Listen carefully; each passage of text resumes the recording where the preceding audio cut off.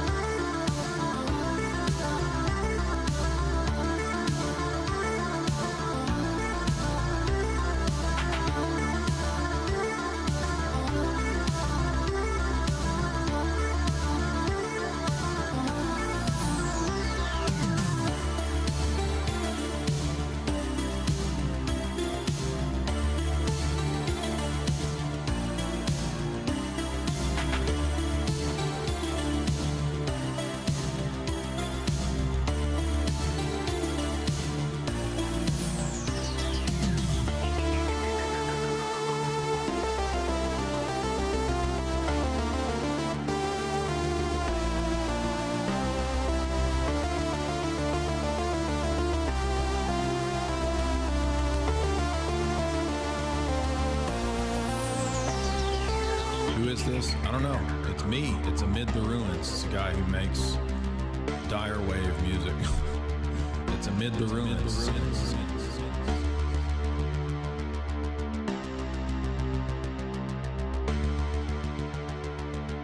Dyer wave music.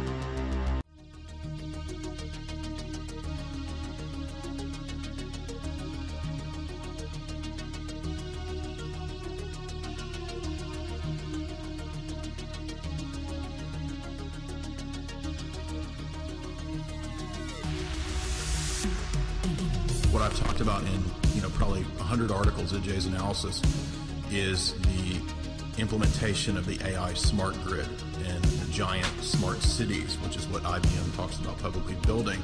And that's where we're going, and that's what I think we have to be really concerned about. So all of these tensions, they are part of a long-term strategy to basically get everybody moved into mega cities. They'll be forced off of land and so forth for environmental reasons, and basically concocted and invented environmental nonsense.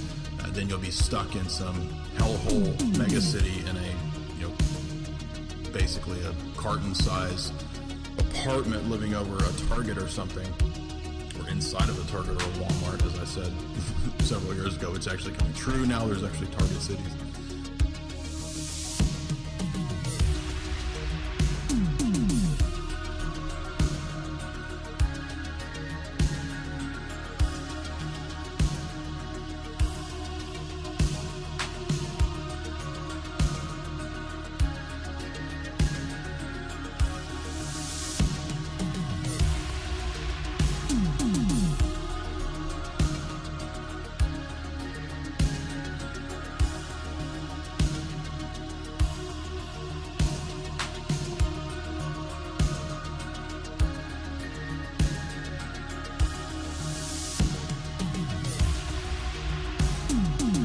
this is all part of the long-term globalist strategy. So, but to get there, you've got to have the constant clash, the constant alchemical blending and mixing and smashing together right out of Manichaeanism to produce the convergence, to produce the synthesis. And that's what's crucial in all this, and what is absolutely true from an alchemical, esoteric, philosophical, and geopolitical perspective, the fact that the ruling elite seek to be post-human.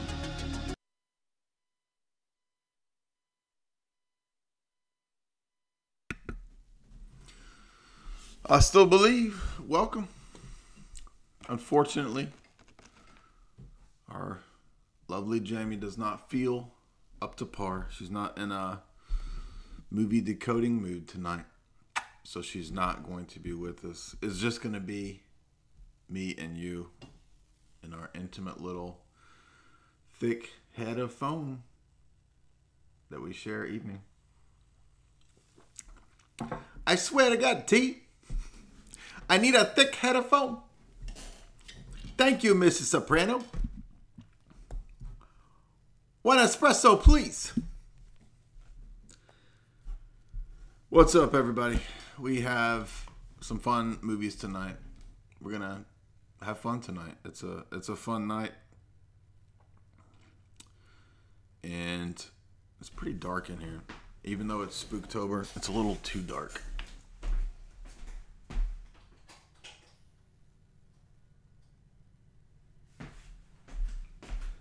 Can never get the light right. Light right, light bright. First star I see tonight. Doppelganger. Doppelganger. Welcome to the Doppelganger. What's up, y'all? What a wild day. Did you see the news? I saw the news. All I talked about and tweeted about was the news. You can go to my Twitter for the news. We don't have to go through the news. But, yeah, we did Lost Boys last week. It was a lot of fun. We did some of those ones that we've been needing to get to for a long time. There's a couple tonight that we need to get to that I've meant to do for a long time on a live stream. I wish Jamie had been able to do it with me, but that's okay. One of these I gotta pull up. It's an old analysis. You know, we've been here for a long time doing these analyses. And we were one of the first to do this kind of analysis. I don't know if you know that, but we were. Big trouble in Little China. Have you ever heard the soundtrack? You know John Carpenter has a music video? You better run. Run into the mystic nights. Run until they take us away. Take us away. Big trouble in Little China. Of course, we're going to save the big headliner movies to near the end. That is one of our headliners. We got a big pile of B movies to get through first. And I don't know who my mysterious... we got some big ballers tonight. Big ballers making it rain with them $1. $1 big baller. Holla! Man, I got a perfect head of foam. I'm a damn barista when it comes to my espresso maker. On my life, T. I'm like Polly with that espresso maker, baby. Making it rain in here. What's up, Benjo? Do you have any thoughts on Father Spiridon? Yeah, he's a great guy. We've had a lot of text exchanges. He says he doesn't really do a lot of interviews, so at the moment he's not interested in an interview, but I do have his book. I am familiar with the material in the book. So maybe down the road he'll be opened up to a interview possibility. But he likes a lot of the stuff that I put out. He shares my stuff pretty often. But yeah, he's a cool guy. And welcome, everybody. Be sure to hit like and share. We only got half of y'all nerds hitting like. Come on now. Anyway. We got to get through some of these B movies, baby. So these all come as recommendations. Oh, not all of them, but my mysterious movie buff emailer. Right? I don't know who this movie buff person is. I have a suspicion. I like to entertain the fantasy possibility that it's an A-list director because he uses a pseudonym, and many of these films appear on a certain A-list director's top movies, right? Because we got a bunch of he's got. I mean, it's kind of unbelievable, really. This dude sends like a list of like 70 movies. It's like, this is a serious film buff. I mean, this dude is beyond me. And a lot of them are 70s era, so he was coming up, in the 70s. So I'm just pretending, playing this little game in my mind, that it's a film buff director that you probably know. It's probably not, but I don't have any way to know, and I'll never know because it's all anonymous. But what's up? Yeah, we got a generous crowd in the house tonight. What's up? We got some ballers in the house tonight. Ballers dropping them little dollars. You can drop them big dollars if you want to, but I'll take them little dollars too. Let's start with something crazy, dude. Ooh, gross. Crazy. Did you see Dagon? Yuck. That shit was nasty, boy. It was nasty. Did you see all them fish guts? I felt like I was having a bad acid trip at Captain D's, dude. Long John Silver, Davy Jones Lockered and locked me up. No, Long John Silver took me in the back in the basement and locked me up in Davy Jones' locker. And then Captain D came in and had his way with me. Arr! If that sounds gross, that's because it is, and because the movie was gross. This movie was nasty. Not in a erotic way. It was just weird, dude. Now, of course, this is an Lovecraft-inspired film. And why is the zombie on my head? I hate this little zombie. I got to get this fixed. Nope. Come on. Window capture alert box. And to move the zombie. Get out of here, zombie. Get over here. Woo, look at all y'all small timers.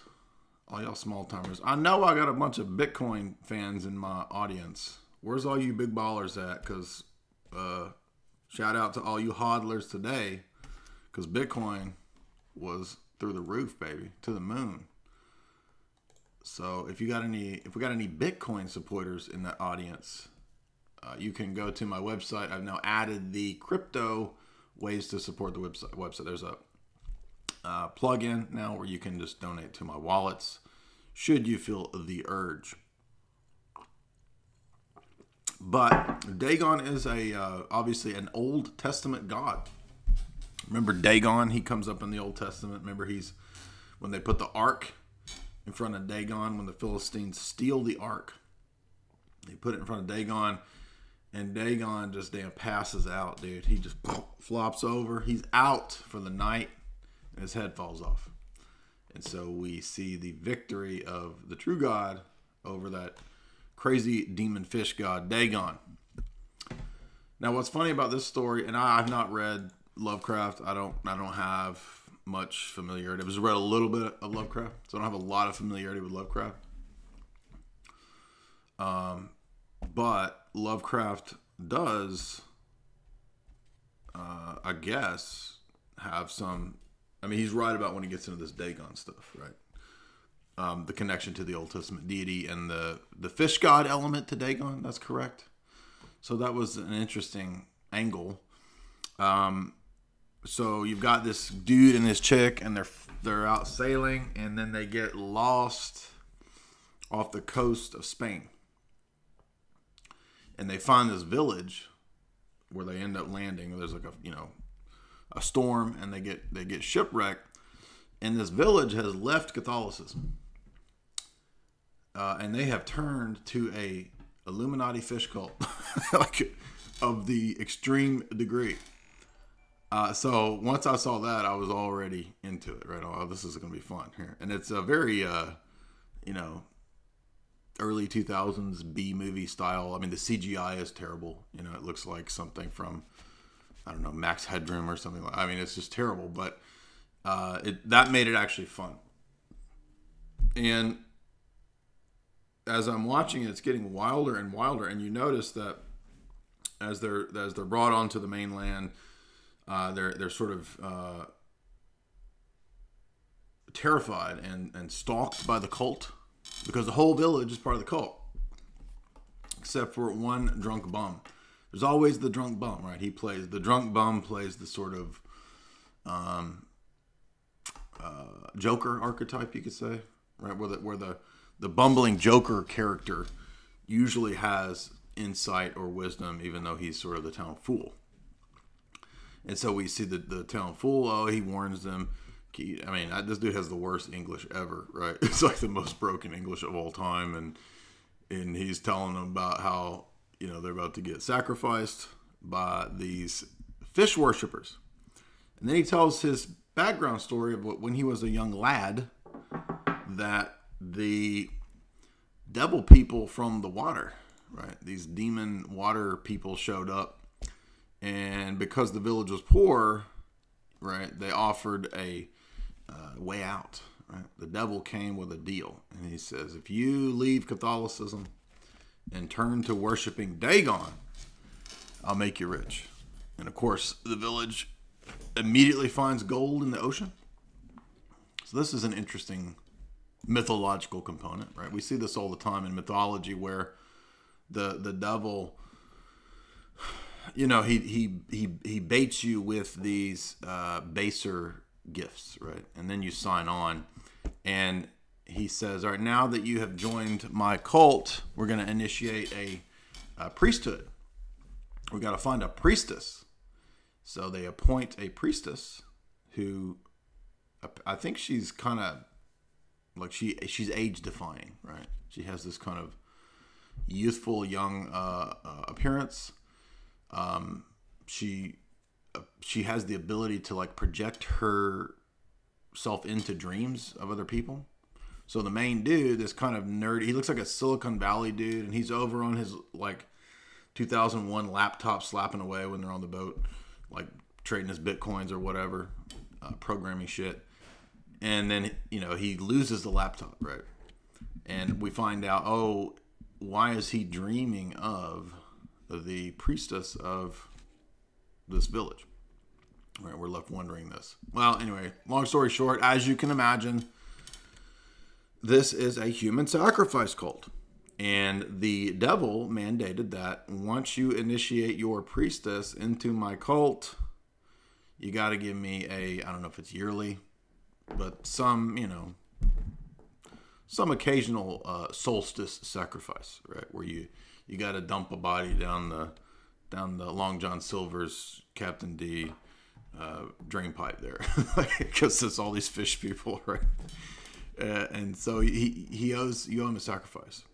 Well, so the drunk bum warns everybody, as you know, and all throughout we've seen all-seeing eyes, giant all-seeing eyes everywhere, right? And so I think that's pretty telling. No surprise here. The all-seeing eyes, human sacrifice, Dagon cult. They had to leave Catholicism and smash all of the Catholic iconography and imagery. That was the thing the devil said. You got to get rid of all that stuff, smash it. So the townsfolk, the big mob comes in, smashes. And the good part of this story, this sort of allegory, I think I'm guessing, I don't know if this is what's really in the story, but the people in the town start to become the demons. They start eventually sort of evolving, like they get a little bit of testicles going on. I mean, not testicles, tentacles. They got tentacles on their testicles. tentsticles, right? They start evolving into freaking Captain Barbosas, basically. And our friend, the main dude, who basically loses all of his friends, more or less. The whole family's gone. We think he's just about to get away. And I think this makes this an interesting B-movie, because it doesn't go the way you think. We think spoiler alert, he's about to get away. And they nab him, right? They get him right at the end, just when he's about to leave this nasty, skanky, fish stanky village. And they bring him to the ritual altar place, but not before he's offered this girl of his dreams. So, right, you think, well, at least he's gonna, have, I don't know, hot high priestess, I guess, because there's no way out of this city. There's nowhere to go. And this hot priestess seduces him. Oh, come to my bedroom, baby. I haven't had a dude in so long. Oh, it's been so long. And he's just like, all right, maybe I just need to give in. Maybe it's not going to be so bad. It's just a Dagon cult. Maybe I got to, I don't know, skin a few fish. Throw a few people down a well every few years. Maybe it's not that bad, right? I mean, you get this pretty good looking priestess, and then she pulls the covers away and she's got damn giant tentacles. So yeah, unless you're like a modern internet Coomer weirdo, you're not, unless you're into tentacle weirdo nonsense that like the Coomers, this is not your island. And so there we go. Twist, of course, spoiler alert, he was destined for it all along. All right, so the mermaid girl was sending him the dreams to draw him to the island, because he was destined to be the king of the island. But again, so if you want to be the king of this island, you got to mate with a kind of a hot chick, but from the waist down, she's a squid. So,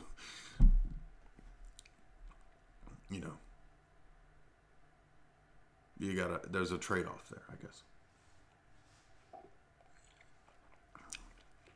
Would you be with a super hot chick if she was a squid? Squidward. So, again, Lovecraft or this director, I'm guessing they're sort of playing with those old myths and the fairy tale kind of thing that has a fairy tale element to it, that you give in to the siren of the sea, the Odyssey type of thing, the sea sirens, they're hags, it reminds me of the Starbucks goddess. Remember the Starbucks goddess? Like when she spreads, did you know that the Starbucks logo, I guess they've changed it, but it was the goddess like pulling her tentacle legs back. Did you know that? Skyla. Also her stripper name, Skyla. No, I didn't know this. Jamie knew this. Shout out Skyla. Make it rain. Make it rain like the cheapos in the chat tonight with the $1 super chats. Making it rain on Dagon Island. But no, I'm kidding. Thank you for those super chats. Everybody's being generous tonight. So, he ends up burnt to a crisp. He gets burnt like a freaking hush puppy in the Captain D's fryer. A lot of people don't know what hush puppies are. Somebody told me the other day, the heck is a hush puppy? And they were a Yankee in the South. And for the record, I hate hush puppies. I think they're disgusting. But I'm always shocked when a person doesn't know what that is. It's a ball. It's a damn corn ball that's fried. Fried corn balls. Like Arrested Development, right? The corn baller. Don't touch it! Right? Yes, the South is known for basically producing giant corn balls. The whole Bible Belt is a cornball factory, basically. So what are hush puppies? Disgusting balls of fried corn. Cornbread with corn and oftentimes onions. It's disgusting. I hate corn balls. hush puppies, cornballs. They might as well be the same thing. Anyway, Yankees don't know what you're talking about. Hey, what's a hush puppy? Are you talking about the shoes? Are you talking about shoes that people used to wear? They call them the hush puppies? What's a hush puppy? Damn Yankees. Anyway, so Dagon was fun, and it has a fairy tale style warning, right? This is a warning tale. Don't join the satanic cults. So this is very applicable to our world today.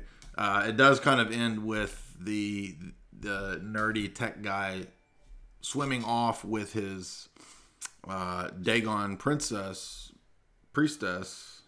but he also got burnt to a crisp. So you can be, again, there's always a trade-off here. You get burnt to a crisp, but you get a nice piece of fish tail. Get it? Zing. Imboga.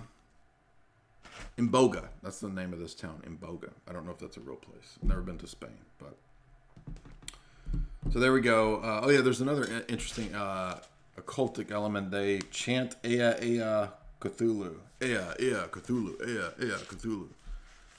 So I'm guessing another Lovecraft reference to the Cthulhonic mysteries. And we were talking with Mike Woodcoff the other night, and somebody mentioned Lovecraft. I don't personally think, just my opinion, I mean, maybe I haven't read Lovecraft, so I can't speak to the writing or the quality. I don't know. But I don't personally think that Lovecraft really knew. I think that Necronomicon stuff's made up. That's my personal opinion. Not saying that you should therefore try to invoke the ancient ones because it's made up, but it looks like a bunch of bullshit to me. But I'm also not a big Lovecraft buff, so I don't know enough about that. I did enjoy the Nicolas Cage Color Out of Space, though. That was fun. And From Beyond is a Lovecraft-inspired B-movie that's fun, too. All right, next one up, Doppelganger, which sounds like a Rammstein song. Doppelganger.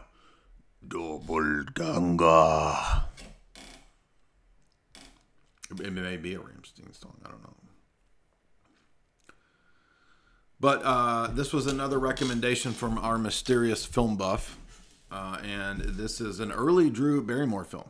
Right? Now, early in the sense of adult Drew Barrymore. So, not Gertie Drew Barrymore, but Drew Barrymore when she grew what Taylor Marshall would refer to as milkers. And so the film this is a TV movie, by the way, so it has a very TV cheese theme to it. By the way, how many I'm gonna give Dagon 6 out of 10 hush puppies. And I don't like hush puppies, so you can judge that how you want. Now, Doppelganger was a TV movie in 1993. The weird thing about this one is that it does include a lot of interesting conspiracy, occultic elements, perhaps in a way. Psyche type elements. But couched in a very ridiculous presentation. It's hard to tell if this is satire at times, or if it's taking itself seriously, or what it is. So it's one of those B movies that really, in a good B way, skirts the line between absurdity and being self-aware that it's a B movie. Right? We'll see that with Circuitry Man as well. So we begin with Drew is involved in this intimacy erotica scene. There's a person there. We don't know who this is. We can't see who's doing the coitus, but it apparently leads immediately to a murder. And presumably it's Drew Barrymore's character. I don't remember her name, but then we see this music box. Right? There's a little clinky clanky music box. We oftentimes see this in mind control films. And she flees from, she doesn't know what. She's got to get away from this family. So presumably because she's in this wealthy, rich family, this elite family, she's being blamed for this murder. Maybe it was her mom or something. I don't remember. But so she runs off from New York. She's in a New York elite family to LA. And so she's on the streets kind of just looking for a happy-go-lucky beta male dude that she can shack up with, right? A beta bucks kind of boy. So she finds a screenwriter who's a overly nice, not very wise character who just lets her move in. Right? Doesn't know anything about this chick. Oh yes, move in with me. And at first things seem to be going well. She's cooking him breakfast, and then she starts acting really weird. She's got these bizarre sort of indications that she's got a multiple personality going on. So she's apparently fractured. It seems that she has a alter that is a sex kitten, right? So the sort of the beta sex kitten programming prostitution altar, it appears. And so there's these two different Drew Barrymores, right? And the screenwriter beta dude doesn't know which one he's dealing with, right? So, of course, they get intimate. They have some of the coitus. They make the coitus together. And things get weirder and weirder. And she starts acting crazier and crazier. Even to the point where he thinks, dude, this bitch is nuts. She's about to kill me, dude. She's going to come in here in the middle. So he hides the knives in the house, right? And at the same time, he's trying to work on this screenplay comedy. It's something ridiculous. It was a buddy cop. That's what it was. Actually, his idea for his buddy cop screenplay actually kind of sounded funny. I forget what it was, but it was something pretty amusing. But anyway, so he starts breaking down more and more. His buddies are like, are you in love with this psycho slut? She's a psycho slut, dude. What are you doing? They warn him. His ex-girlfriend, who's his co-screenwriter, warns him that you're in love with a psycho slut. Why are you doing this? Well, I like her, blah, blah, blah. And then Drew Barrymore goes into, one of the Drew Barrymores, apparently, goes into the mental institute where her brother is housed. We find out that she has a estranged brother who was somehow at the scene of the murder of the mom, right? Or the dad, whoever it was. And so what we think the Drew Barrymore alter goes in and kills the brother. Right, so in the middle of the psych ward, this guy gets hacked up, and the screenwriter is on the case, right?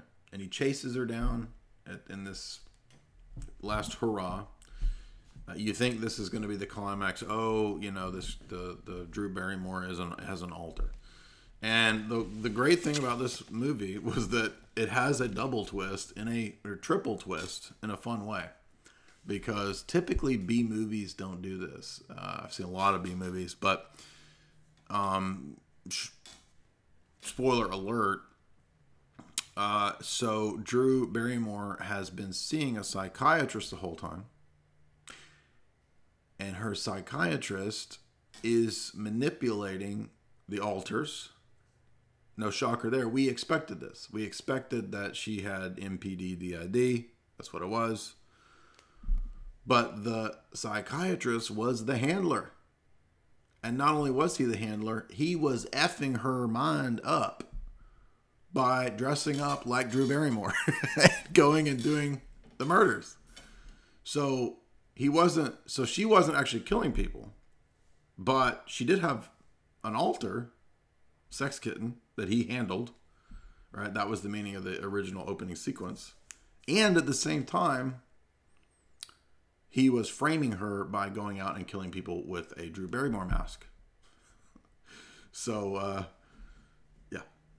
that was interesting. And then the movie takes the most ridiculous, outrageous turn that any movie's ever taken, that you'll ever watch, that you don't expect. And as this final reveal happens and we discover, yes, it was the psychiatric handler the whole time, Drew Barrymore rolls over, rolls up, becomes a giant worm, and splits into two big alien demon creatures. And then murders the psychiatrist. And then rolls back up into a worm and morphs back into Drew Barrymore. Yes, WTF. What? I don't know. I have no idea what the two alien demon things were or what this represented. I assume it's supposed to be just a symbolic of that she found her inner power. I mean, I don't know. Why wouldn't it just be a demon creature or her guardian angel? I mean, is what? This looks like something straight up John Carpenter. Anyway, it's a WTF, and I always like movies, even if they're not that, well produced or that great of a film or budget, if they just do something crazy like that. So there you go. So we do have Goo Barrymore, literally Goo Barrymore. Yes, that's right.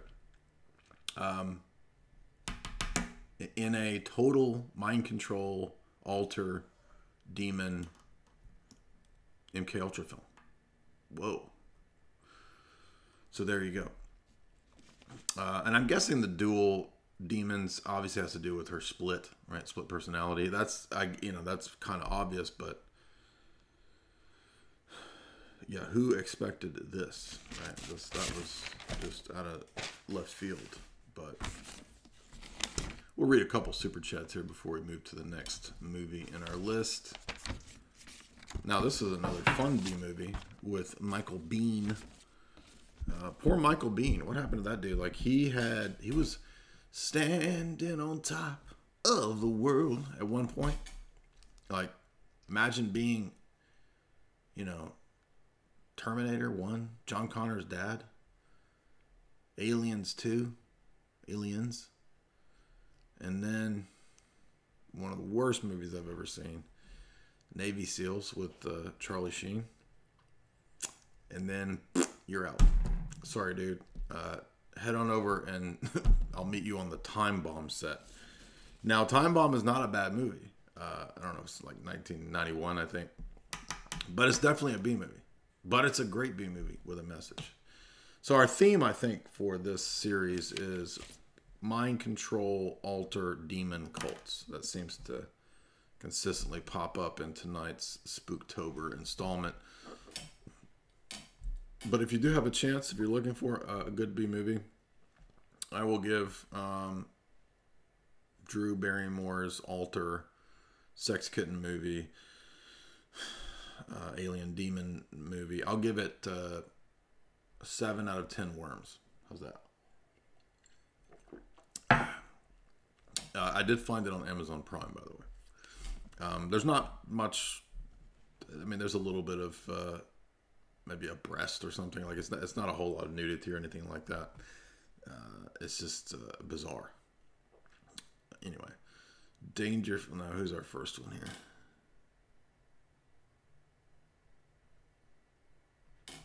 Dangerfield Henley, 322. Will we get a Jack Burton impression? Dangerfield, you know that if I'm going to do BTILC, Big Trouble in Little China, you're going to get it.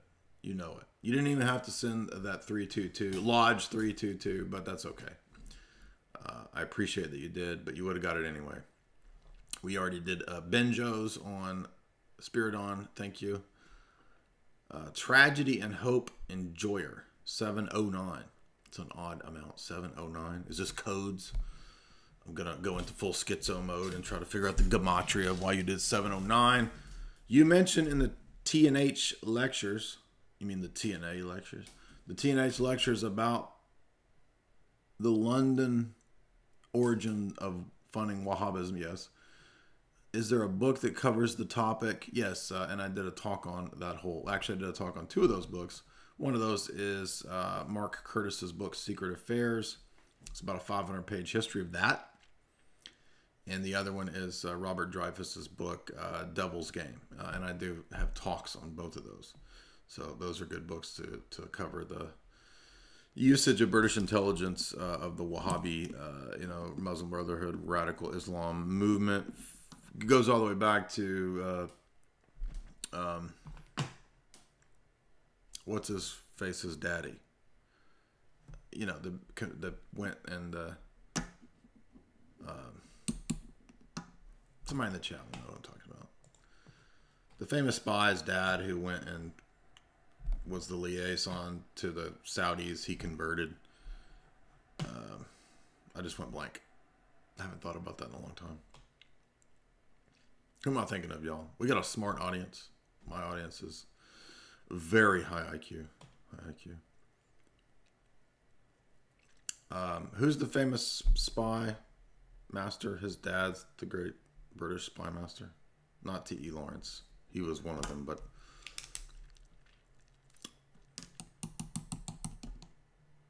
Anyway, you guys are behind. Look over my books real quick. Philby, yes, thank you. Philby Sr. Thank you. I don't know why I went blank on that. Panos. $3. Jay, do you recommend History of the Christian Church by Schaff? Thanks. I've got it over here. I read multiple of the volumes. Not really, except that the first volume is pretty honest for recounting, the first 3 centuries of the church. So you'll get actually a lot of admissions in terms of apostolic succession and tradition. So it has its use, but it's probably a little dated. There are probably more updated church history types of books. You might look at something like Pelican Set, the Yaroslav Pelican Set. Maybe more up to date. But the Schaff thing isn't bad, but I think he's just an Anglican, like, the rest of the set kind of has a dated Anglican spirit to it. D-Burbs, $2. Have you heard of the YouTuber Primal Edge Health? No, I have not. He's an idiot and is anti-reproductive health. Yeah, we call him Little AIDS around these parts, and we think he is definitely a toxic bigot person. So you take that for what you will. Dency Diaz, $25. What? Just put Little John up. What? Yeah. What?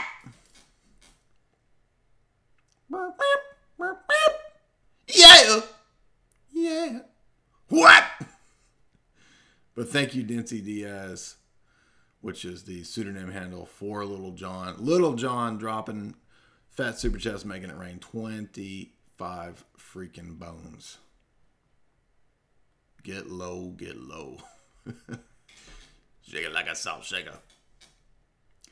Big baller, $3. Big baller, $3. Holla.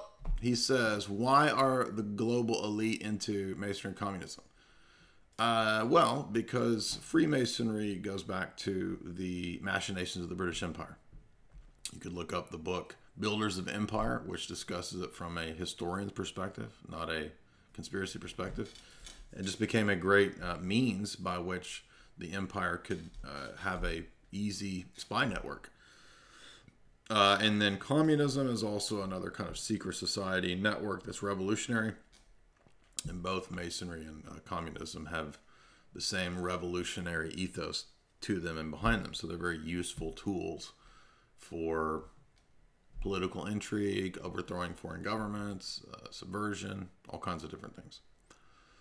Dangerfield Henley again. Look at that. Fat Super Chat. $32.20. I hope that Jamie feels better.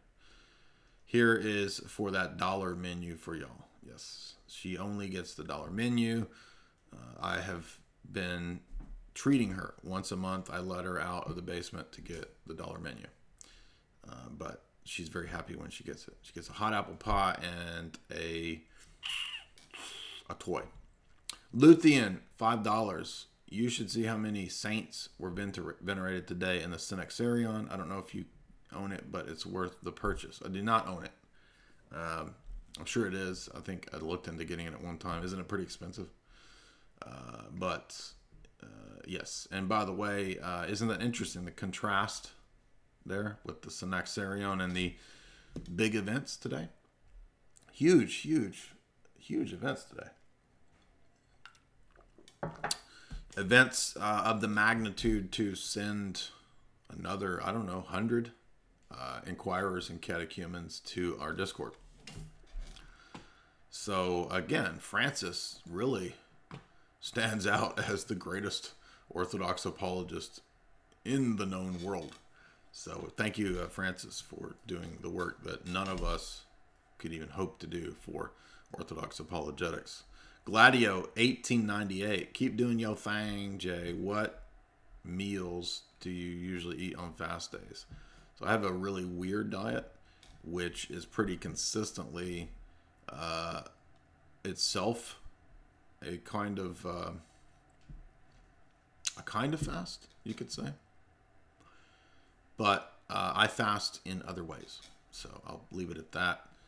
And I appreciate that super chat, but we actually did a stream covering this. So look to Father Deacon Ananias and Tristan's stream. They did a 3-hour stream just on that topic. So I would say go look at that. We're at a point where the diet of the West has really been poisoned for many years. It's a toxic diet. And a lot of people have messed up guts. And so a lot of people are also finding that the only way to heal their messed up guts is with diets. So that's what's going on, I think. Hey, yo. $3, hey, yo. You should buy Chainlink. The best crypto. You will be rich. I have bought Chainlink before. I think I got a little bit of a return on Chainlink a couple weeks ago. Wasn't bad. But again, shout out to the hodlers today. It was a very blessed day for crypto owners across the spectrum, and especially Bitcoin owners. Had a great day today. Litecoin, wow. Huge gains today there, but yeah, so it was a big day for Bitcoin. We broke that resistance right at the 12K wall, got up into the 13s, so it looks like it's kind of maybe stabilized around 12.8, which is good. I mean, I would have liked for it to keep going. I'm sure it will, but we're up 12% in a week. Just in Bitcoin. That's great. And then let's look at Chainlink real quick. Where's Chainlink? That Chainlink. Chainlink is all these cryptos. There's like 50 million cryptos now. They're all crazy. Potcoin, Dogecoin, Fartcoin, Tootcoin, Lipcoin. Just cryptos attached to lips, like a lip-based. Tongue coin, air coin, just air, based on air. What? How is that possible? I don't know, but it's there. Chainlink. Chainlink didn't have a good week. Had a good month and a good year. So And chain link's not that expensive. I think, are you the guy that messaged me on Twitter talking about how I need to get chain link? Anyway, I do not give financial advice. But, hey yo, he says that. Orthodox Weeb, $12. Jay, any chance of you or Jamie reviewing the cult classic anime movies? Yes, we mean to get to that. Akira and Garden of Sinners. Yeah, we will eventually. I'm sorry, I just keep forgetting. It's not my domain. I'm not used to it. I think next I want to do just an Arnold stream. I watched Kindergarten Cop. It's not funny because it's actually funny. It's funny because it's ridiculous. And the most ridiculous of all the Arnold movies is Jingle All the Way. So we have to do... I think we're just going to do like the most ridiculous Arnold movies. We'll do Last Action Hero, Jingle All the Way, Kindergarten Cop. I mean, the Jingle All the Way is so stupid.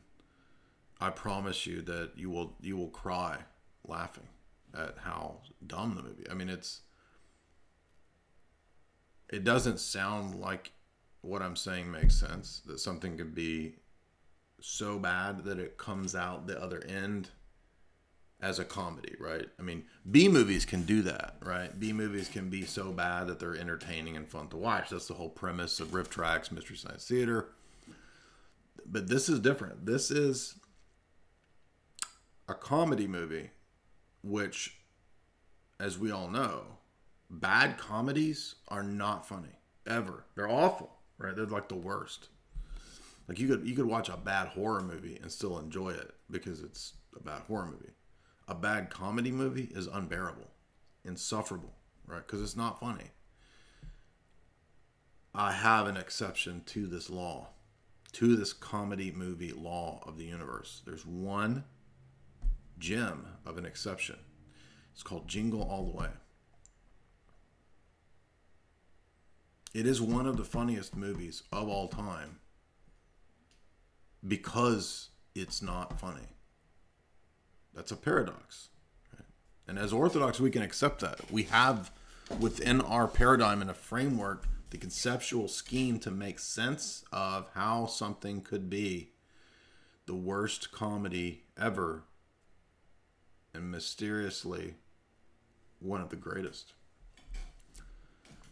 And if you doubt me on that, go watch Jingle All the Way. You'll see I'm right. I didn't want to watch it. I was like, what? And I think Jamie convinced me to watch it. I was like, there's no way that could be funny because a comedy, if it's bad, cannot be good. I will tell you that is always the case, except for one noble exception. And I might even throw Kindergarten Cop into that. I mean, it's not as outrageous as Jingle All the Way, but I mean, you know how Everything Is Terrible exalts Jerry Maguire, right? I mean, now Jerry Maguire has become its own kind of ironic parody of itself through I could foresee doing this with Jingle All the Way. I mean, it is there's nothing like it, and I've seen a lot of movies over the years. But we're going to do Jingle All the Way, Last Action Hero, Kindergarten Cop, Junior. Whoa. Arnold gets pregnant? My gosh, dude. Whoa. Right. Anyway. Put the cookie down! Oh, man. I mean...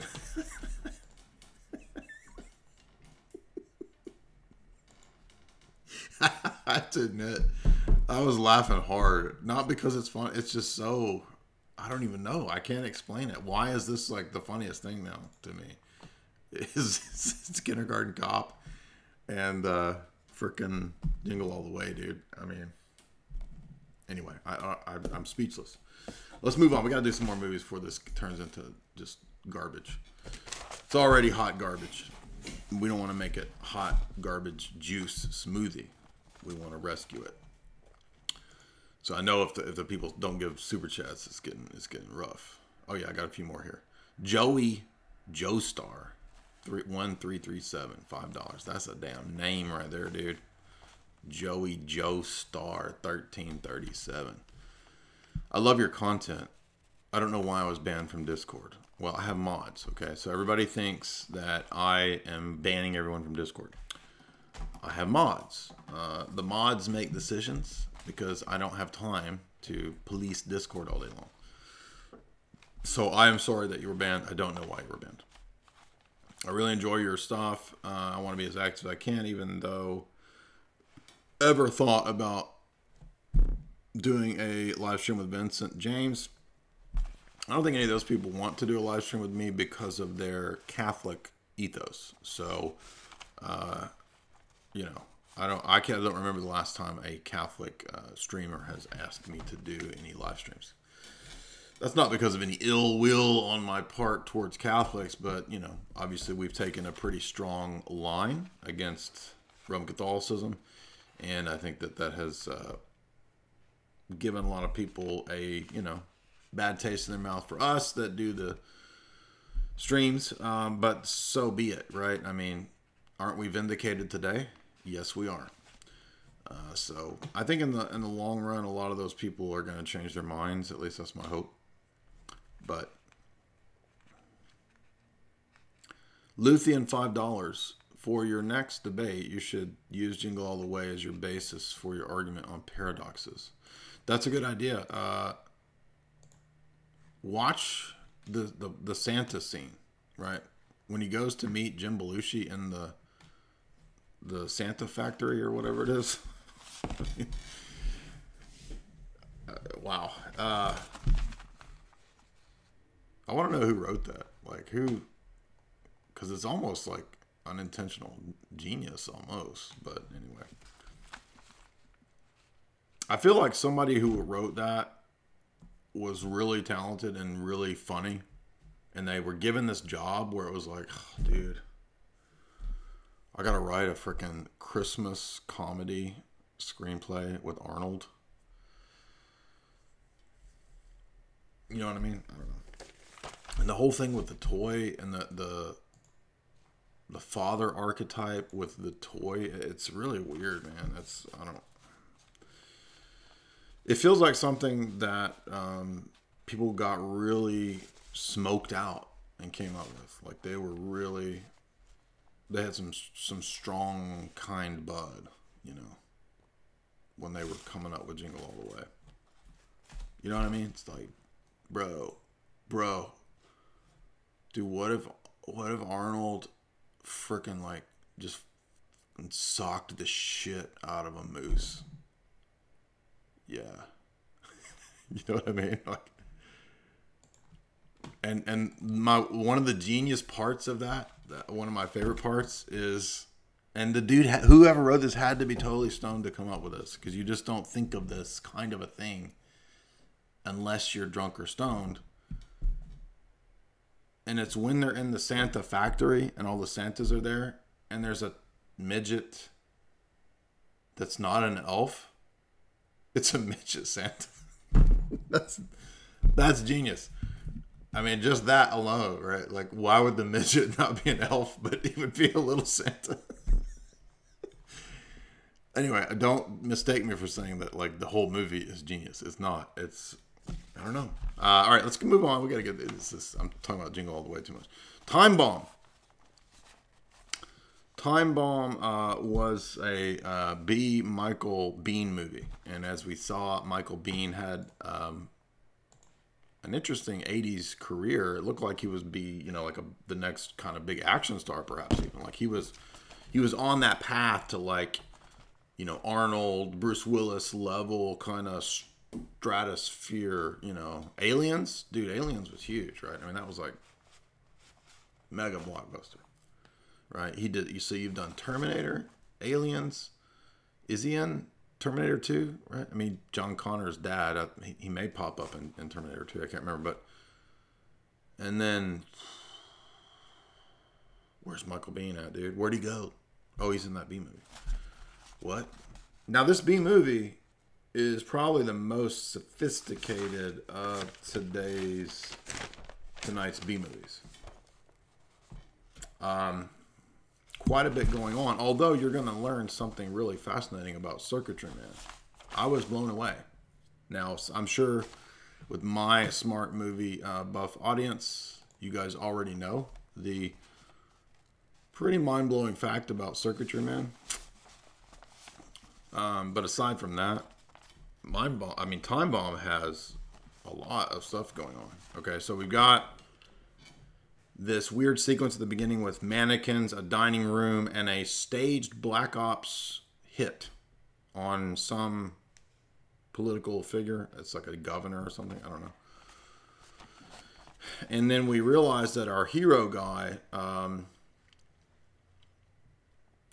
has apparently gone through some kind of cognitive therapy. We don't really know the meaning of the opening sequence in relationship to our protagonist dude, Michael Biehn, but he's he's going through therapy. He's met the psychotherapist woman. He keeps getting triggered, right? So things trigger him, and he kind of goes into this mode, and in his head, he like switches off into assassin or porn star.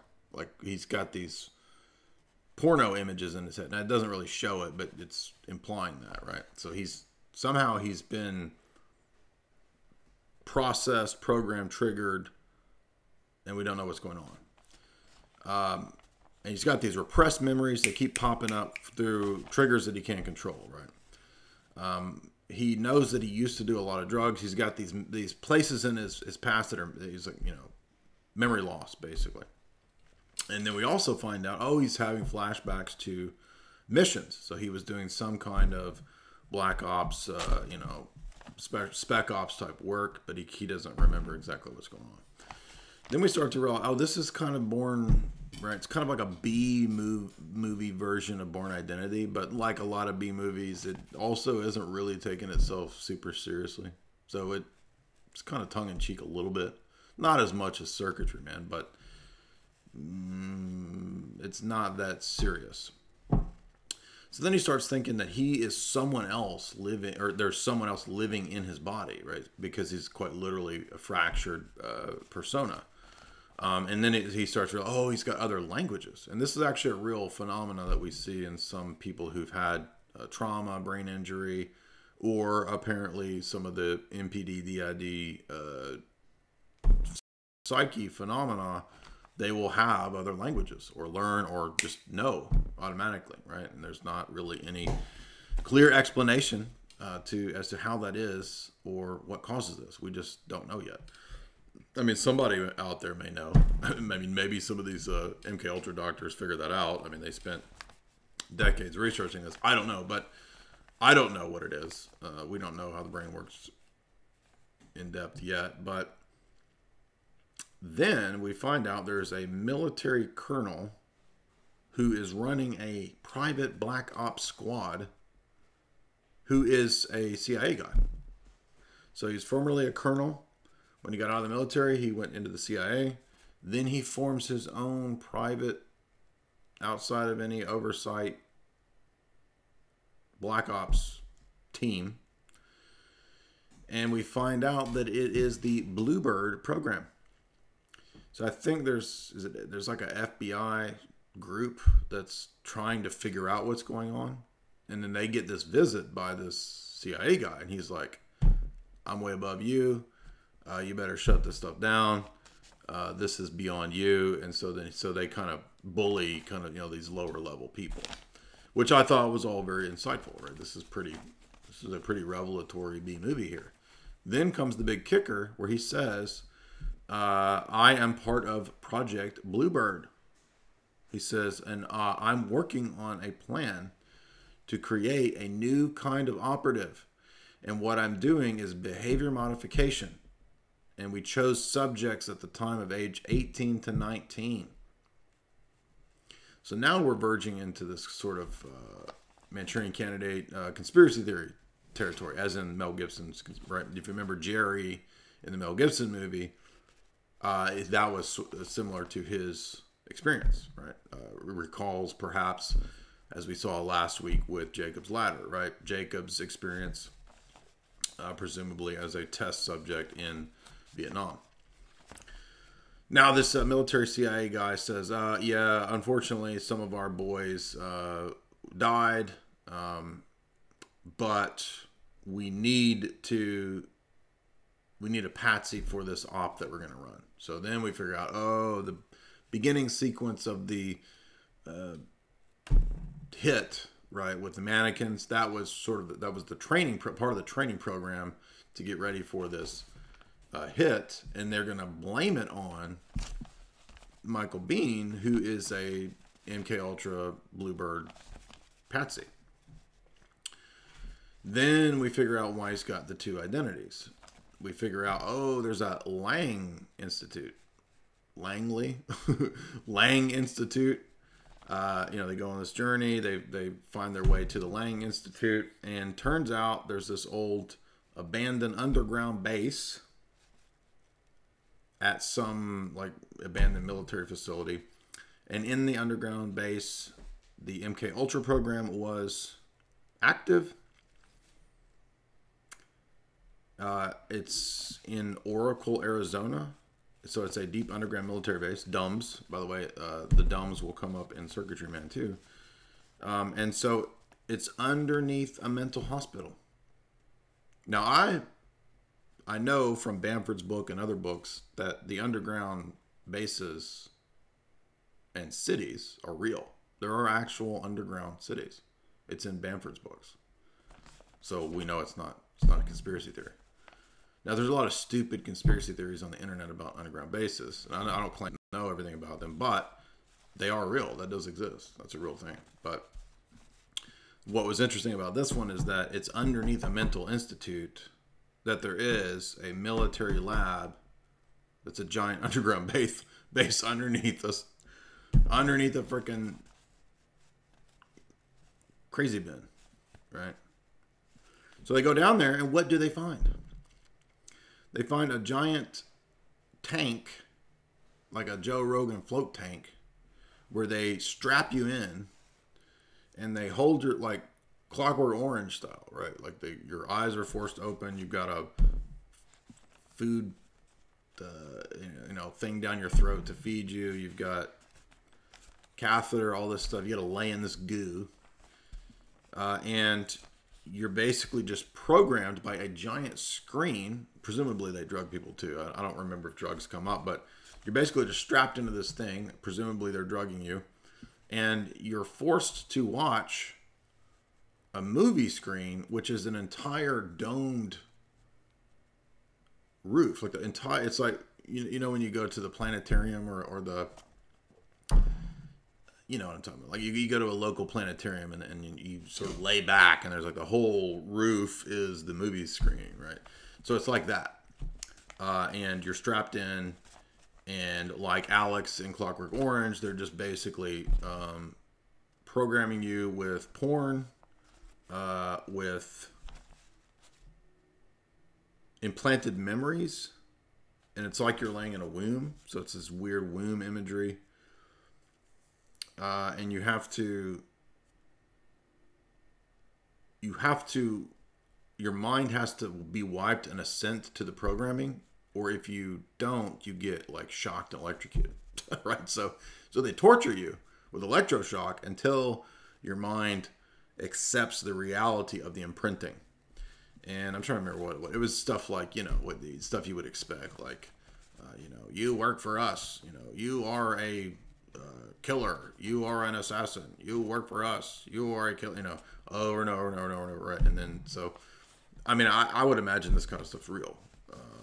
Obviously the mind control stuff is real. There's a lot about MK Ultra that we don't know. But if the float tanks and all this stuff comes out of that, then I'm sure that they have people strapped in a tank watching giant screens of who knows what. And as you can imagine, the politician, interestingly, is a Kennedy clone. So the politician in the movie is literally standing in front of a giant banner with like images of Kennedy behind him. And he kind of looks like a Kennedy. He's up there, you know. Fosco, 23 years ago, this country. That's not what y'all country can do for y'all. I don't remember what he says, but it's evoking, you know, JFK type stuff. So anyway, the plot gets foiled. Good guys win. But it had all the elements of all the MK Ultra stuff. So probably, yeah, of tonight's selections, this was the most revelatory. Anybody in the chat? We're losing people. Where's everybody going? They don't want to hear about B movies that reveal how our world really works. Well, that's their loss. That's their loss. But thank you to you guys that have stuck around. I will remind you, of course, that you can support me and this stream via the Super Chats. So, Time Bomb. Time Bomb gets, I'm going to give it, so far, it's the best of the movies that we have covered. I'm going to give it 8 float tanks. 8 Joe Rogan float tanks out of 10. Because it's the best one so far. Circuitry Man. I'd never seen this movie, but it's one of those VHS boxes that you see ever since you were a kid, right? Like you've always seen this box, but you never rented it because it just looked weird. And this, again, was on our Mysterious Film Buffs list. He says, watch Circuitry Man because like Time Bomb, it has to do with mind control and culture. Transhumanism. This is a tongue-in-cheek B movie. The most interesting thing about this movie is not the movie itself, but guess who produced this movie? Anybody have any guesses? Now don't go Googling it. You guys are going to Google it and find it right away. Guess who produced this B movie? I'll give you a hint that you won't guess. He's in the Global Elite book series. Yes, one of the Global Elite book writers that we have covered is the producer of this preposterous B movie. I couldn't believe it when I saw it. I mean, I do this full time. And I almost missed it. Jamie saw it. I was like, did a double take. What? Are you serious? He produced this preposterous movie. Miles Copeland is the producer of Circuitry Man. And I noticed when the credits started rolling, I saw IRS Productions, and I said that for a second, I thought, where I've seen that before, right? And then I thought, isn't that like the music productions company CIA? But I didn't follow it through. And then sure enough, produced by executive producer Miles Copeland. I was like, holy crap, dude. That shit is wild. Now, it's not accidental that our famous CIA operative Miles Copeland produces a B movie all about mind control and transhumanism. Holy crap, dude. Can you believe that? That's wild. So this film begins with the post-apocalyptic thesis that the oceans have died, the ozone, blah, blah, blah, all this. See, there was a lot of bullshit about this in the late 80s, 90s. Remember, the ozone. What the fuck? The ozone, dude? Seriously? We're supposed to be cooked by now? There's no ozone layer? And then they just forgot this whole nonsense? Come on. The ozone layer? The ozone layer got AIDS. Right? Man lives underground. Many, many, many stories underground in DUMBs. Deep underground military bases. And there is this weird jazz theme to this movie. I think because it's supposed to be neo-noir. I mean, it's a B movie, but it's trying to do it neo-noir style, which was unexpected. But so it kind of has, at the beginning, kind of a David Lynchy feel, sort of.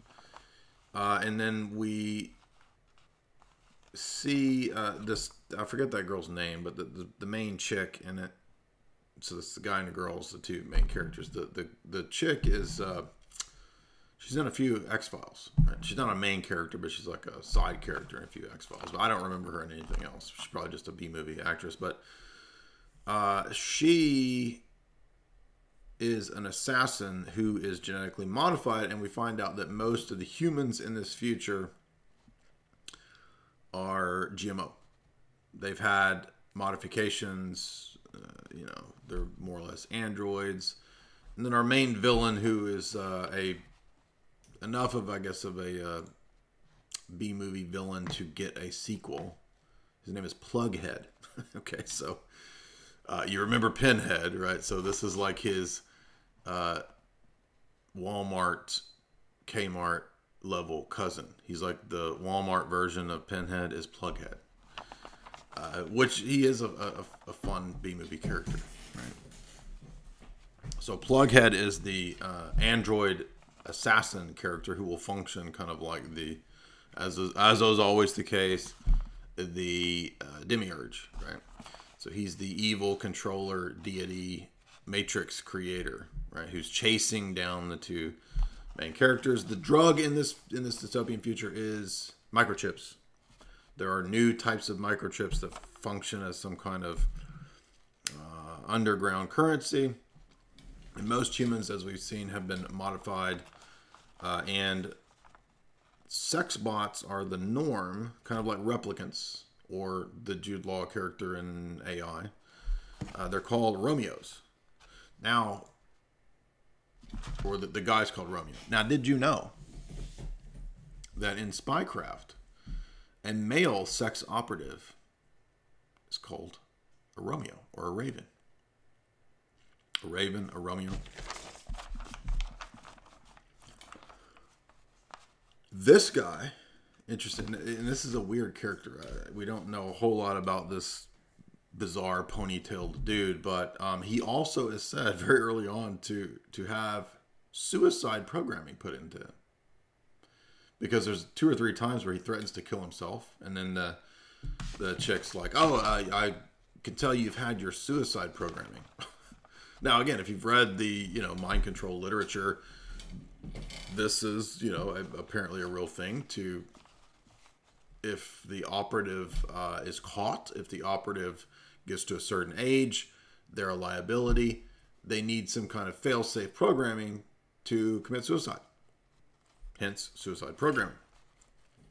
Now, and all of this comes up in this film, and you think, well, yeah, but so what? But remember, who's the producer?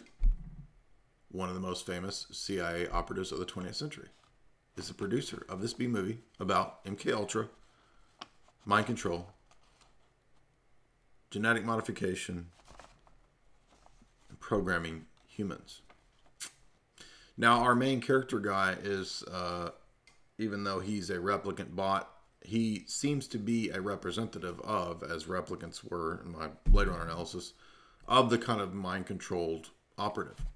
Hence, his modus operandi is said to be on the basis of a program that they put in him to chase down a girl that he loves. But the girl's not real. It's just the program that they put in him, which is interesting. And they've given him suicide programming.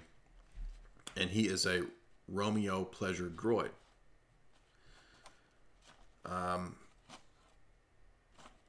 Hence, my note says transhumanism. So if you are familiar with transhumanism, this takes it to the level of transhumanism. The underground zone that they have to go through is a giant underground tunnel that runs from LA to Denver. There are actual underground tunnels from city to city. Did you know that? There's a Rand Corporation paper on this from the 60s or 70s. I would venture that those are real. I've not seen them. I've not ridden in any underground tunnels. I don't want to ride in any underground tunnels or bases, but my guess is that that probably is real. Now, again, what's the summation of all this? Well, the brain computer interface is the whole point of this movie. And what have we seen DARPA working on ever since the beginning of the internet? Well, the brain-human interface. That's what the Salk Institute, that's what Elon Musk, they're all interested in brain chips and the brain link, neural link. This movie is about that. You will also notice if you watch this movie, very similar elements and sequences and scenes that recall The Matrix. There's a sequence where the hero is actually kind of crucified or put into cruciform pose, gives himself up when he's fighting the plug-head android in The Matrix at the end of the film. Literally looks just like The Matrix. I'm going to bet the Wachowskis have seen this. Anyway, so it ends, of course, with that sort of typical Gnostic, I am you, you are me, we are one, you are a bot, we are in the Matrix, or, you know, all this kind of stuff. Protagonist kills the bad guy. So, simple ending, simplistic ending. Really mainly worth it just for shits and giggles. Jamie's favorite phrase. She hates that phrase. But Miles Copeland. I can't get over that. Miles Copeland produced this movie. All right. We're on, I think, now to our final film. Still got 220 nerds. We had 300. Where'd everybody go? Nobody likes B movies? There's nothing better than B movies. What else is there? How many, what do I give Circuitry Man? They're squeaking leeches. I don't know how a leech can squeak because it doesn't have vocal cords. But they're squeaking leeches. So I'm going to give it 7 out of 10 squeaking leeches. How's that? It's a fun movie. And it gets just because Miles Copeland is the producer, right? Illumenti Confirm. 20 bucks. Great stream. I can't wait for Jingle All the Way. Put the cookie down. What's the other phrase that we kept saying? Jamie? Yeah, you do. You are. No, you are. No, it's about when he's reading the Bears.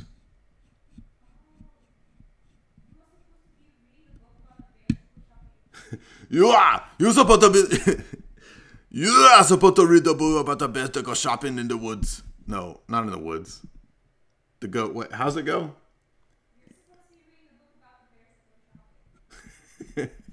You're the one that's supposed to read the book about the bears that are shopping. That's it. That was my favorite kindergarten cop line. Anyway. It's getting late. And my mind is turning to mush. You are. Oh, by the way, Last Action Hero was actually interesting, too. That had a meta-Gnostic plot theme. The whole movie was this meta-Gnostic narrative.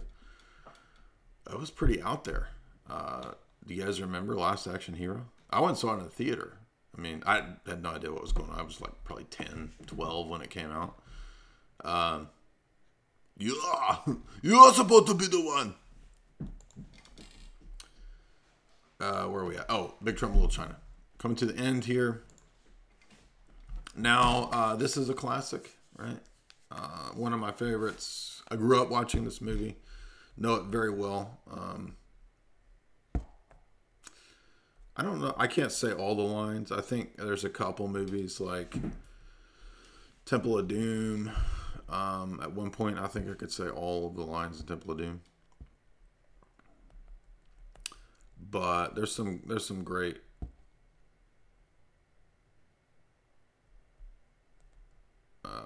Pork Chop Express lines. Everybody requests this one. Let's see.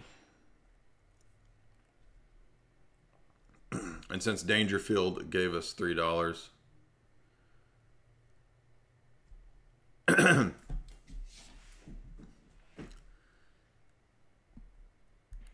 by the way, have you noticed that Kurt Russell is trying to be John Wayne. He's obviously, right? He's very much John Wayne. Absolutely. When some wild-eyed 8-foot-tall maniac grabs your neck, taps the back of your favorite head up against a bathroom wall, looks you crooked in the eye and asks you if you paid your dues, you just tell him, you stare that big sucker right back in the eye and tell him what old Jack says. At a time like that, have you paid your dues, Jack? Yes, sir. Check's in the mail. How's that? I screwed up a little bit, but almost did it right.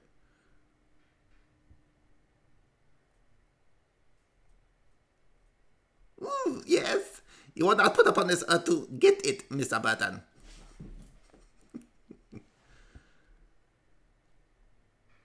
Now, this really pisses me off to no end. I can do a pretty good low pen, so.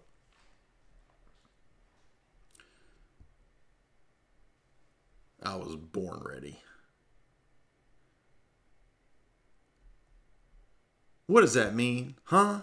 China's here? I don't even know what the hell that means. All I know is this low-pan character comes out of thin air in the middle of a damn alley while his buddies are flying around on wires, cutting everybody to shreds. And he just stands there waiting for my truck to drive straight through him with lightning coming out of his mouth. I lost it there at the end. Anyway, there you go. You got your Jack Burton on a dark and stormy night. Now, Big Trouble in Little China is not going to cover the themes that you would expect. It is John Carpenter, so it's going to have, as you know, some conspiracy element to it, as John Carpenter movies always do. But this has a lot more packed into it than you would think. And upon first viewing, second viewing, you probably don't catch some of these elements. And then you start to realize, oh, wait a minute, right? Now, it begins with Egg Shen, your crazy Chinese sorcerer, being interviewed about the events of Big Trouble in Little China. And he tells the guy who, by the way, there's a obelisk there, who is Deep Throat in X-Files. Interesting connection there. Jerry Hardin, playing Deep Throat from X-Files, is interviewing Egg Shen, and he says, what is going on in this whole story that you're telling me? And he says, oh, he says, Chinese black magic sorcery, right? And we see that he is actually an occult magician. Right? He's a sorcerer.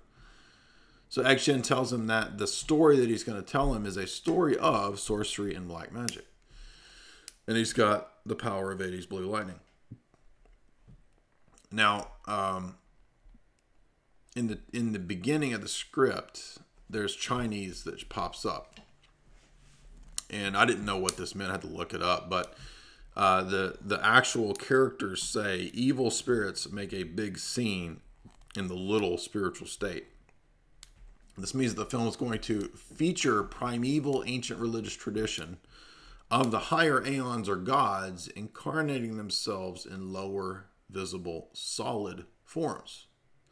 And this is, of course, a typical kind of Avatar, realm of the gods type of metaphysic that you'll see in a lot of movies, or excuse me, ancient cultures, and then presented in movies, right? So whether it's Greece, Rome, China, this older polytheism here is the basis of what we're talking about.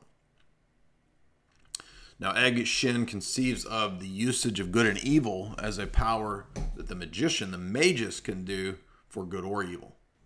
So the magus is the real power, and he uses good or evil as he so wills, right? So this is not orthodox in its conception. It has an esoteric, sort of pseudo-Gnostic conception, right? And that's, we can understand that other Carpenter movies have that same type of theme.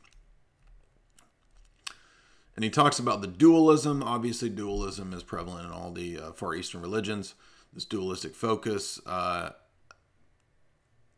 then I talk about this in my analysis. You can go deeper into the idea of achieving thusness or pure being or nirvana and all the Far Eastern dissolution of the self, basically, right? Oh, the whole goal is, so it's very spiritual if you decide to destroy yourself, right? Oh, yeah, wow, that's mind-blowing, bro. I should destroy myself. Right. Particularity. right, is the source of evil in these religions. So the great monistic blob is somehow the real higher unity and goodness, and being particular, being different, distinct, is somehow evil. Those are all absurd, unjustified metaphysical assumptions. They also underlie Hellenism.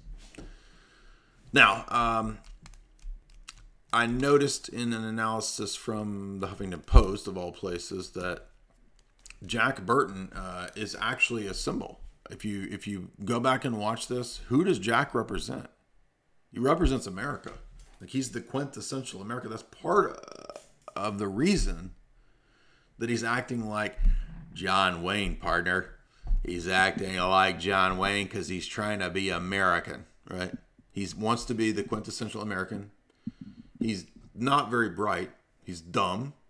He acts like a pig, right? He drives the Pork Chop Express, right?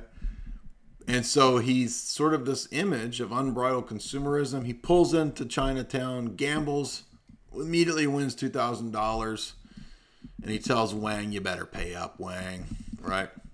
Double or nothing, Jack. Nothing to double, right? It's double or nothing, Wang. And he wins, right? So he's just this bumbling sort of do-gooder character who stumbles into things and somehow ends up on top. And here he stumbles into the whole narrative of this journey into the Chinese underworld. Now, at first, the underworld is the world of the gangs, right? The Tongs and the Death Lords and these different triad type gangs that are real gangs. I mean, these movie ones are goofy, but I'm saying there are real gangs like this, right? From the Chinese underworld. And what's interesting about this movie is that it goes from the criminal underworld to the literal underworld, right? I like that. I like that Dante's Inferno of Chinatown into the Chinese realm of the dead. So they go to the Chinese hell, which is just like Dante, right? I thought that was pretty wild. Now, I'm not any kind of expert in Far Eastern Taoist, Confucianist, animist. You know, I don't know those philosophies that in depth. But there are similarities, as we know, between the Tibetan Book of the Dead, Egyptian Book of the Dead, presumably the older animistic traditional Chinese view of the journey of the dead, and the toll houses. So once again, just like with our Jacob's Ladder analysis that we did last week, we can recall that here. And I watched this movie so many times growing up, I never even noticed how many, like they say this. Wang tells him, "We're going to the Chinese version of hell, Jack." Right? He tells him over and over, "This is the hell of the upside down sinners. This is the hell of that." So there's all these different compartments and layers as they keep going down, right? And so they eventually come to Lo Pan's domain, and we find out that Lo Pan, right? So there's an Orphic element, Tibetan Book of the Dead element, Egyptian Book of the Dead element, Toll Houses type element. And then I should mention too, there's another weird dialectic with the Kim Cattrall character. Do you remember her name? Gracie Law. Grace Law. Right? Yin, yang, dialectics, the whole thing, the whole movie is about this. It's really bizarre. But and who is Wang's bride? Mao Yin. Yin, yang.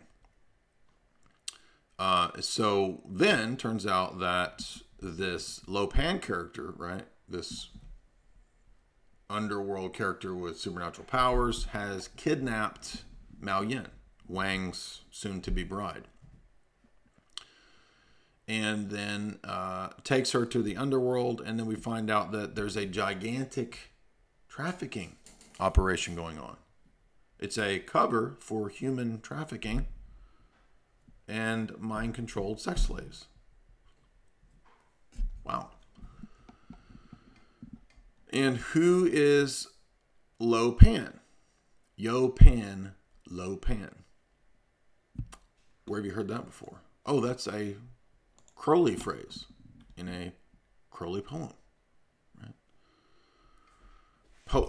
Lo Pan. Who is Pan? Pan is the god that Crowley says is the real god. Thrill with lissom lust of the light, O man, my man, come careering out of the night of Pan, Yo Pan. Yo Pan, Lo Pan, come over the sea from Sicily and from Arcady. Now it's Yo Pan, but it also could be read as Lo Pan. Who's the villain? Lo Pan. You will not put up on this to get it, Mr. Button. You see. By the way, that's exactly how he talks. And he rules in this realm of the undead, the underworld. And he wants to take physical form. And what does he have to do to take physical form? Because he's died a long time ago. He's actually an old Chinese warlord, right? He's this old warlord that has died, who's under the service of the god of the East, who is actually the demon of the East, we learn in the plot. And in order to get back his body, he has to sacrifice. I think he finds two green-eyed girls, which relates to Jade. They make that connection multiple times. So both Kim Cattrall and the Yao Min character have green eyes, and he's got to, I think, sacrifice one of them, and then he can marry one of them. And this whole story, remember, is being told by Egg Shen, who says that, you want to know the meaning of this story? It's order out of chaos. He literally says the whole story is Ordo Ab Chao.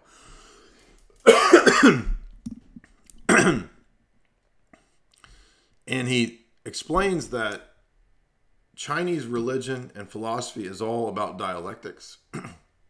And all of these religions are basically one big story. Right? Again, this is kind of mind-blowing, all the stuff going on in this movie that's just on the face of it super preposterous, satire almost. And yet it has this pretty wild plot. Now, I'm sorry, it kind of is a sacrifice ritual. Because I think he is going to sacrifice one of them. Going from memory here. But Lo Pan puts them into a mind control state, right? He mind controls them, both Kim Cattrall and Yao Min. And he prepares them for the ritual. And how does he mind control them? He gets the Mortal Kombat looking dudes. You remember there's like Mortal Kombat dudes in this movie that are servants of Lo Pan. They do this dance with the swords and with their blades. And the dance itself is a ritual that through the structure of the body, the way these guys are structuring their body, is forming symbols like the Chinese characters that's mind controlling them. So the dance is putting the girls into the trance, which is bizarre. And by the way, there is precedence for this. If you watch, when like Hindus do their dances, and they do these poses where they're all, they're doing these poses to make the body into God forms and symbols. Same idea behind like yoga, right? So then we get this tantric element. Then it shifts into Tantrism because we find out that Lo Pan actually is going to use, what does he call it? His magic stick? No, the needle of love. Yes, he calls it the needle of love. He pulls it out and he pricks the girls. This is an allegory, because obviously they can't show it, for sex magic. And this is the height of the ritual. Right? So the whole ritual is for him to achieve fleshly embodiment, to transfer these energies and powers into a body through this sex magic tantric ritual.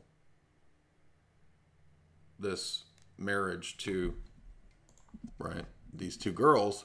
And this is all in the service of the god of the East, Cheng Dai. and I think I looked up. So let's see. I wrote about this. So Lopan performs the ritual of sexual marriage where they invoke the god Qing Dai, who is identified as the demon god of the East. Lopan pricks both Gracie and Miao with his needle of love, and what appears to be, from his side, a spasm, so to speak. This brings them to mind again Crowleyan ideas where the tantric ritual, right, channels this energy. Energies are transferred in this act, as well as it being a religious ritual. And so we see the combination of both of these ideas. This is also present in aspects of Tantrism, right? The idea of Kundalini, sex magic, right? That kind of stuff. But so here you go. So here is the underworld is a group, a secret group that runs black markets like trafficking. They use mind control and magic, black magic, to put people into spells. And ultimately it is about a ritual to open up a portal for the incarnation of the god of the East, right? Or the servant of the demon of the East. There you go. So that's pretty wild stuff, right? And it's identified in the movie as sorcery resulting in Ordo Ab Chao, order out of chaos. It's pretty heavy stuff for a goofy movie. Jordan for $5 says, I like Nick a lot. He is coping on his stream about Frank and the news today about the unions. He never learned anything from the debate that you had with him. He keeps saying McKees, and does not get that it is dogma that the Pope is infallible, right? You can't not follow the Pope. And also the idea of ex cathedra has nothing to do with heresy, right?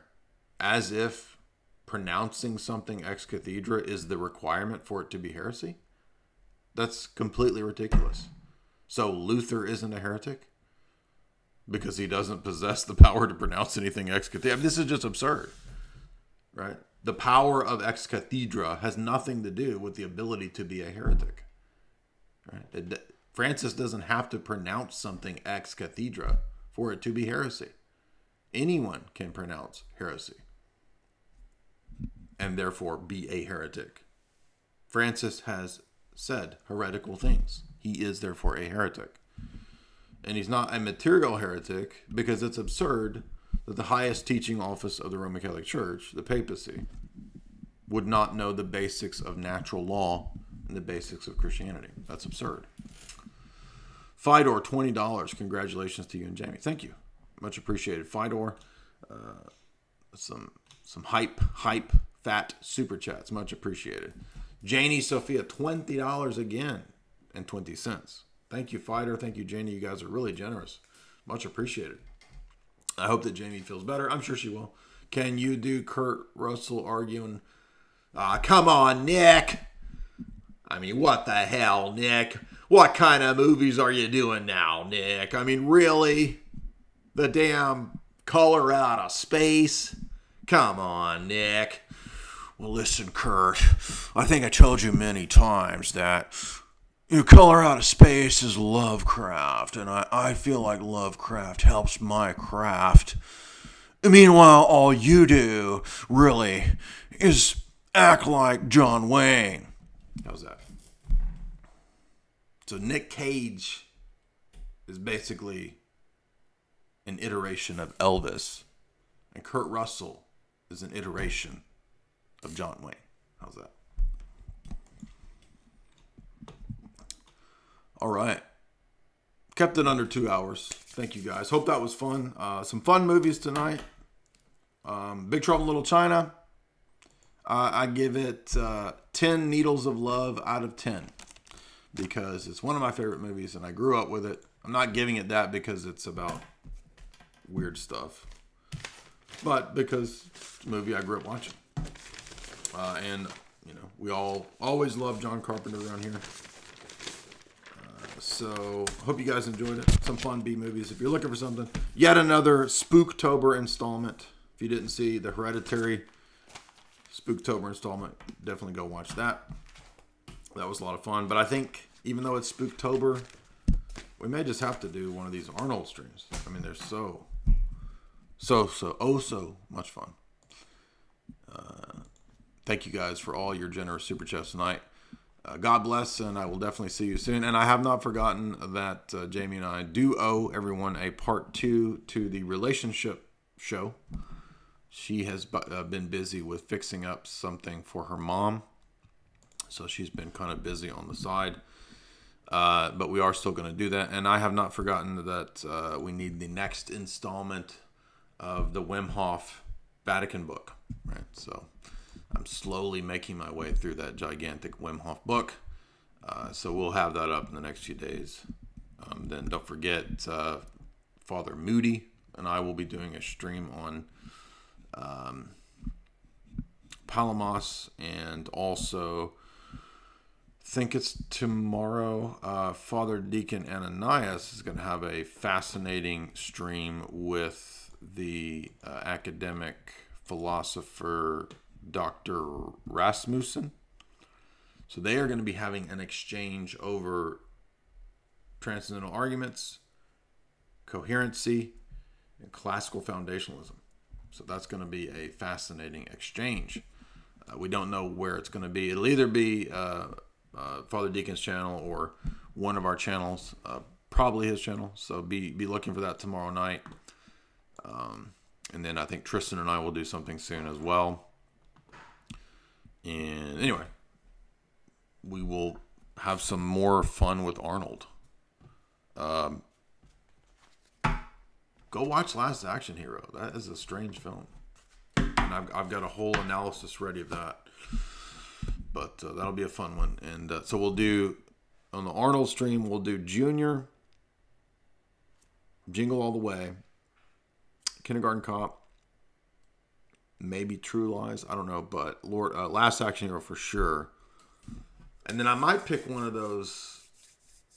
Maybe we should save the sci-fi Arnold for a completely different stream, like 6 Day Eraser, right? Because that has like a True Lies. Those all have espionage, mind control, cloning, sci-fi themes. And then maybe we should keep the Arnold Arnold spurging out streams separate. I don't